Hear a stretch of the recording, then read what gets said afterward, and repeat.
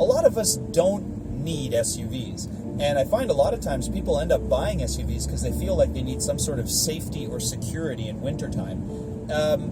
I wouldn't drive this Passat in wintertime with these tires on it. These are aggressive, sporty tires. I'd need a winter tire package.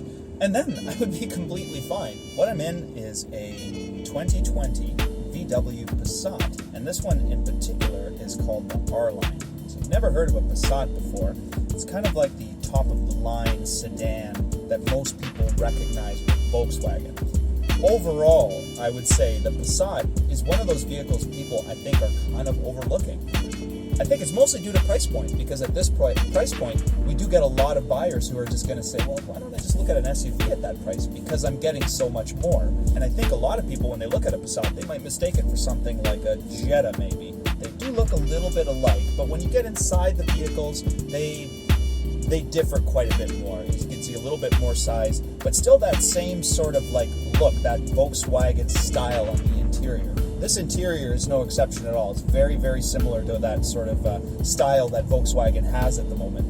And that particular style, I really quite like. It's extremely clean, but in particular, with this car, no exception, that straight line dash that we even saw on the Arteon with those very long, sort of almost like fret bar style lines on the dash. And speaking of fret bar, well, the sound system in this particular vehicle, and in a bunch of Volkswagens, is actually by Fender, or at least has the Fender name on it. Kind of Fender's pretty well known for their sound equipment, like speakers. And I'll be sure to turn it up to 11 at some point.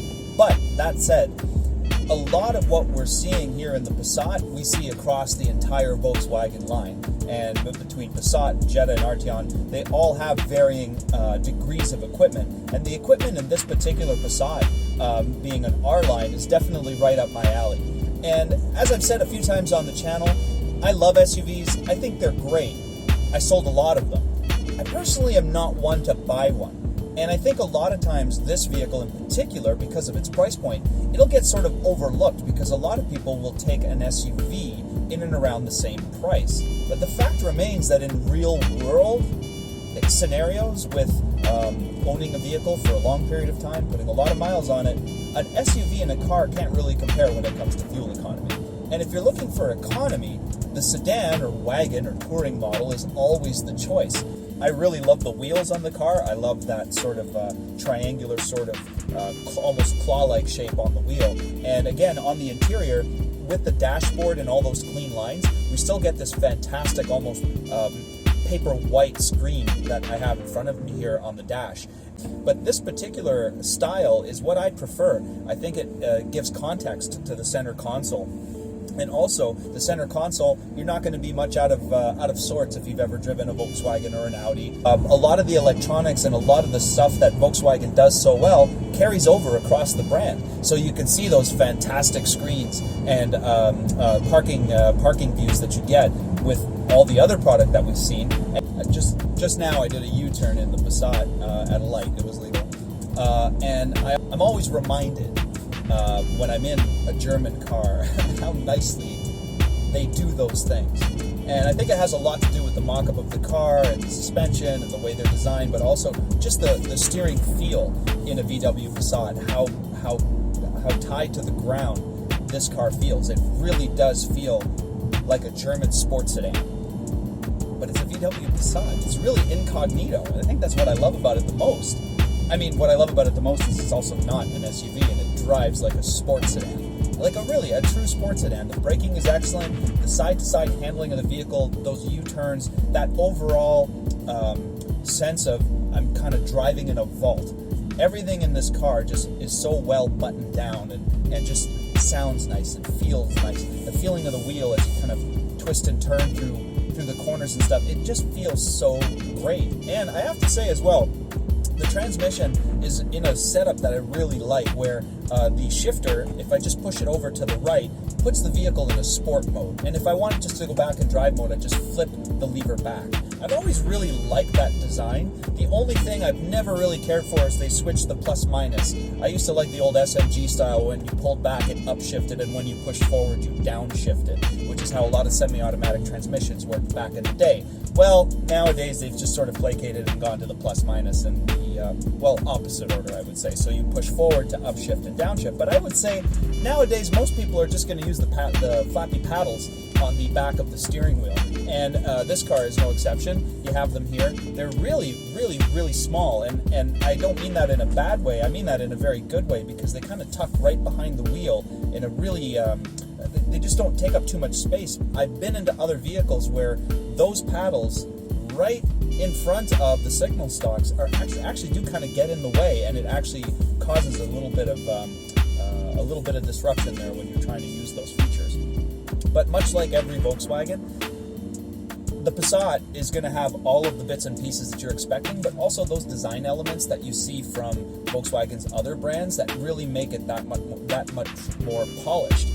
One of the features on the car that you'll see that is actually kind of hard to notice unless you take another look is the Volkswagen emblem on the front of the car. The Volkswagen emblem on the front of this vehicle, you'll notice, is kind of quite shiny, and it doesn't have any holes through it. It's not just an emblem that you see in the front grille. It actually looks kind of glossy and covered, and that's because it's not only an emblem. It's because it holds the hardware that the system uses to sense certain things in front of the vehicle. But what's great about it is how they incorporate it right into the actual emblem on the car by changing the emblem. Normally that emblem is it's see-through. You can see in between the emblem because it's just a V and a W in a circle. But in this particular car, as you can see, it's glossy. And that's because it's holding hardware behind it. And that hardware is there and it's tucked away. Many other vehicles will have something like that, except the manufacturer won't take the time like VW does and some of the other German manufacturers to literally hide it. Sometimes what they'll do is just simply place what you'll see on the grille is kind of like a black spot. I won't knock anybody in particular for doing this, but those brands are out there and they know who they are. And they could have done it in a little bit better way. And that's what a thing I love about Volkswagen is fit and finish. The fit and finish on VWs generally is very, very, very high. And the best part about VW and a lot of we'll say the VW group is because it's such a big group and it shares so many features with other luxury brands and other luxury products, you get a lot of those really great bells and whistles crammed into your VW. And that's why a Passat is, well, it's kind of got everything you need. It's a little bit of everything all in one. And it's a VW. It's kind of like, the incognito car.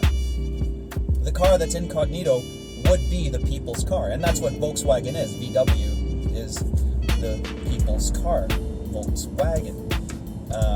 The people's car is not the car you buy for flash.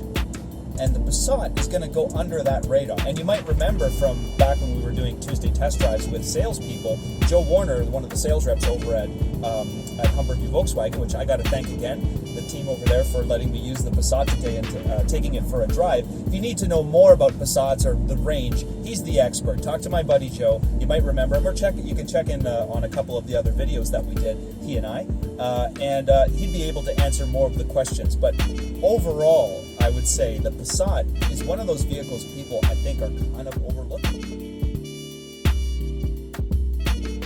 Vivid visions don't need nothing but execution and time. Buddha don't need nothing but a beating around. God protect my soul, mama need to know that I'm fine. Who providing the vibes? You see the hippies on the